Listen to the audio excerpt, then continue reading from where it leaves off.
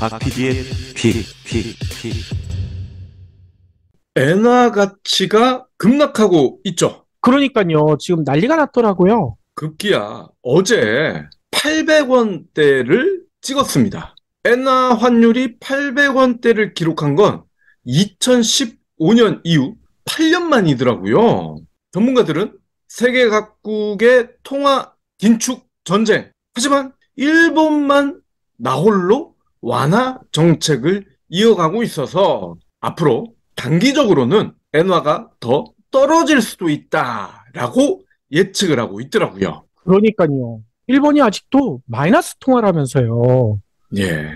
어제 외환시장에서 800원대를 찍고 그런 다음에 소폭 올라서 900원대로 올라섰고 오후 3시 30분 기준으로 905원을 기록을 했습니다. 마감은 900원 초반에 했지만 한때 장중에 800원대를 찍었다라는 게 의미가 있었다는 거죠. 왜 엔화가 800원대로 떨어졌을까요? 앞서 짧게 언급했습니다만 미국, 유럽은 물론이고 거의 모든 나라들이 긴축을 하고 있는데 일본 은행만큼은 완화 정책을 고수하고 있기 때문입니다. 일본 은행은 최근에 단기 금리를 마이너스 상태로 동결, 그러니까 마이너스 0.1%로 동결을 했고요. 장기 금리 지표인 10년물 국채 금리를 0% 수준으로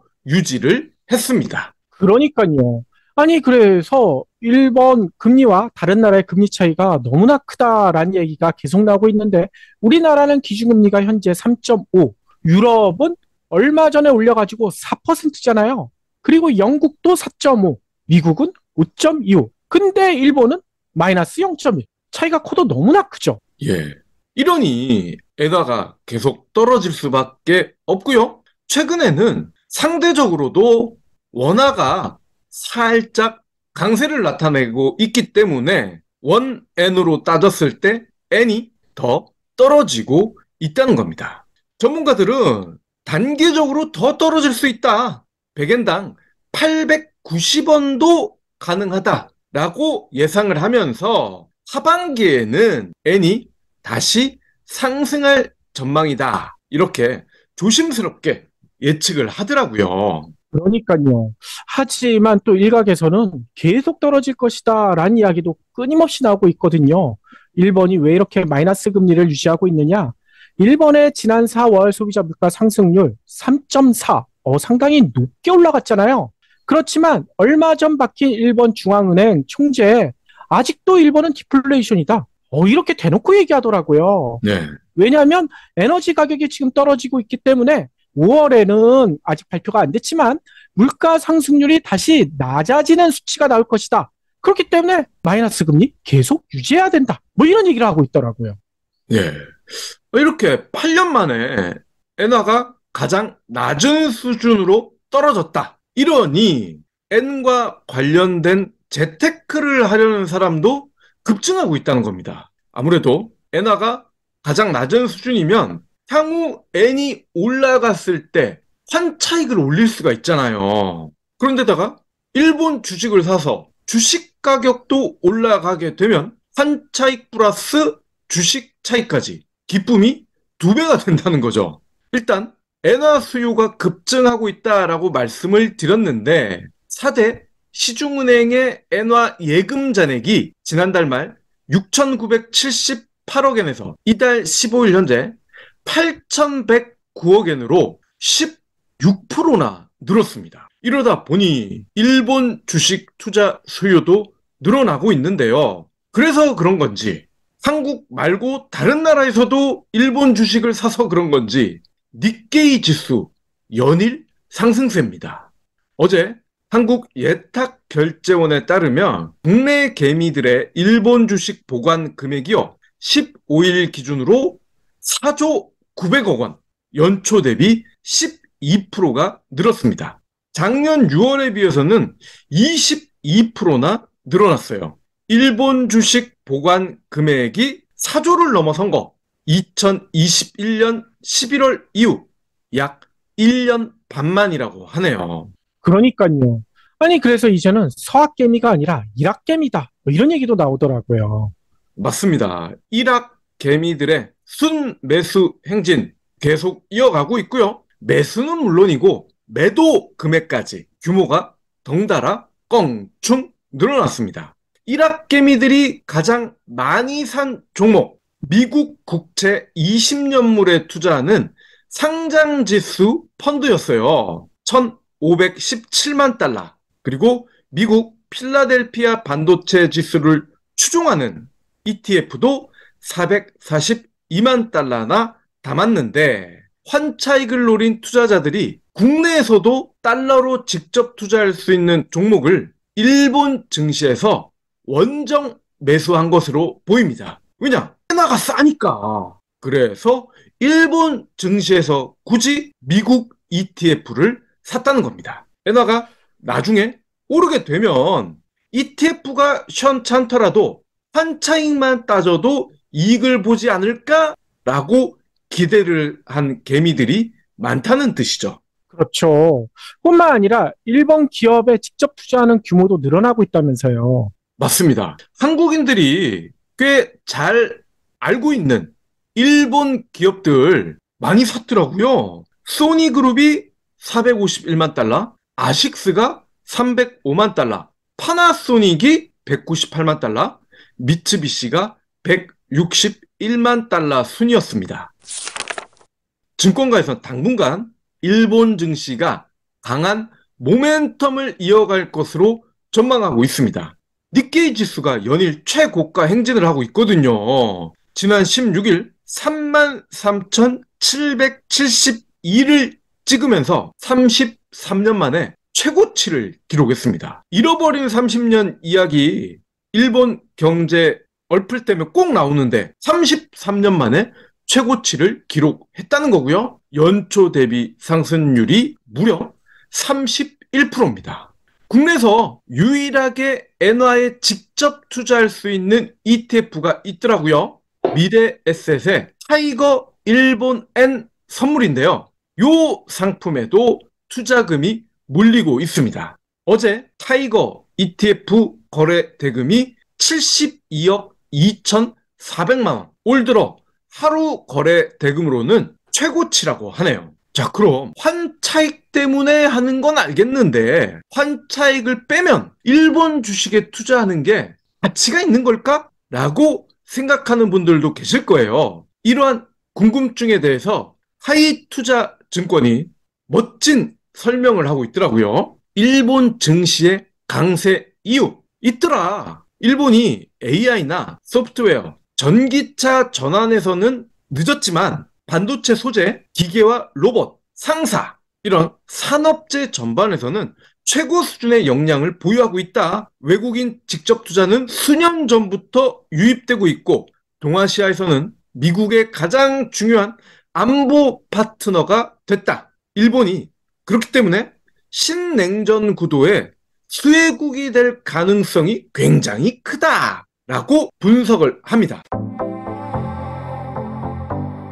이 PD님 주무세요? 왜 눈을 감고 계세요? 아, 눈이 너무 피곤해서요. 안 쓰던 안경을 써서 그런가요? 그것도 그런데 낮에는 PC와 스마트폰을 끼고 살잖아요. 밤에는 다큐도 챙겨봐야 하고요. 주말에는 경불진 책방 준비하느라 책을 읽어야 하니 눈이 쉴 틈이 없어요. 그럼 눈 영양제 드셔보세요. 좋은 거 있나요? 브리오 루테인이 있잖아요. 루테인은 기본이고 눈 피로도 개선에 좋은 아스타잔틴과 같은 눈 건강에 필수적인 성분을 한 캡슐에 알차게 담았답니다. 와, 저에게 딱 필요하겠네요. 혼자만 드시지 말고요. 성인은 물론 어린이, 부모님들에게도 좋은 제품이니까 온 가족이 함께 드세요. 브리오 루테인 아스타잔틴 플러스 바로 찾아봐야겠어요. 그리고 거시적인 이유도 들더라고요. 일본이 30년간 디플레이션을 겪으면서 낮아진 비용 구조를 갖추게 됐다. 그러니까 투자자 입장에서는 굉장히 매력적이다. 30년 동안 사회가 정체하면서 모든 부문에서의 가격이 하락을 했는데 제조업 인프라와 기술력이 있는 국가가 비용마저 낮아지면 이보다 큰 매력이 어디 있겠느냐. 안타깝지만 동의가 되더라고요. 그러니까요. 그런데 여기서 문제는 이것과 상대적으로 우리나라는 오히려 일본에 이런 우리의 장점을 다 빼앗기고 있다. 이렇게 볼 수밖에 없는 거잖아요. 맞습니다. 성수기를 맞아서 저가 항공사들은 잇따라 일본 노선을 증편하거나 신규 취항에 경쟁적으로 돌입하고 있어요. 제주항공이요, 다음 달 13일부터 인천 히로시마 노선 운행을 시작합니다. 앞서 22일부터 운항을 시작하는 규슈 지방 오이타에 이은 올해 두 번째 신규 취향 노선입니다. 하긴 대한항공이나 아시아나항공이 아닌 곳에서 히로시마라든지 오이타라든지 이런 데를 직항으로 가는 거는 저도 되게 낯설거든요. 진에어 역시 다음 달 17일부터 9월 10일까지 부산 삿포로, 부산 후쿠오카 노선 운항을 주 7회 일정으로 재개하고요. 에어서울도 8월 30일까지 인천 도쿄 나리타 노선을 지금은 2번인데 하루 3번으로 확대 운항합니다. 일본 주요 노선 예약률은요, 90%에 육박한대요. 작년 10월 약 3년 만에 일본 자유여행길이 열린 후 폭증한 관련 여행 수요 꾸준히 이어지고 있습니다. 지난달 일본 여객이 75만 명이었는데 작년 5월보다 182%가 뛰었대요. 이달에도 추세는 이어지고 있고요. 이달 들어 19일까지 16만 8천여 명이 국내 항공사의 인천 나리타 노선을 이용했습니다. 작년 같은 기간에 비했을 때 무려 782%가 폭증했습니다. 사실상 2019년 한일 관계가 얼어붙으면서 노 재팬 운동이 벌어지기 직전 수준으로 회복이 됐다는 거죠. 그러니까요. 그런데 문제는 이건 우리나라에게 악재잖아요. 맞습니다. N저면 일본 여행 가시는 분들은 물론 좋겠지만 국가 경제로 봤을 때는 악영향을 끼치는 게 더 많다는 거죠. 당장 일본행 여행객이 늘면 여행수지 적자폭이 커지죠. 여행수지 적자가 커지면 경상수지도 나빠질 거고요. 이미 작년 1분기 여행수지 적자 규모는 32억 3,500만 달러, 2019년 3분기 이후 가장 크더라고요. 그리고 우리나라 수출 경쟁력 이야기를 하지 않을 수가 없습니다. N저라는 얘기는 상대적으로 원고가 되겠죠. 원화 강세가 이어지고 엔화 가치가 하락하면 가뜩이나 일본과의 수출 경합도가 높은 대한민국, 특히 자동차, 철강, 이들 분야의 수출 경쟁력이 떨어질 수밖에 없겠죠. 그간의 데이터를 확인해 보니까 엔화 환율이 800원대로 꺾일 때 한국 수출이 크게 줄었더라고요. 즉, 가능하다면 인위적으로라도 외환 개입이 가능하다면 최소 900원대를 유지해야 한국 수출 경쟁력을 이어갈 수 있다는 겁니다. 그러니까요. 근데 그게 현실적으로 쉽지 않은 게 얼마 전에도 얘기 드렸지만 미 재무부에서 환율 관찰 대상국에 우리나라는 또 포함시켰지만 일본은 빼줬잖아요. 네. 일본은 환율 마음대로 해라. 그냥 놔둔 겁니다. 그렇기 때문에 앞으로 우리 환율 때문에 여러 가지 수출 경쟁력 꺾이는 것은 물론이거니와 우리의 수출 시장이 더 좁아질 가능성이 있다. 일본한테 더 빼앗길 수도 있다라는 우려도 나오고 있어요. 예.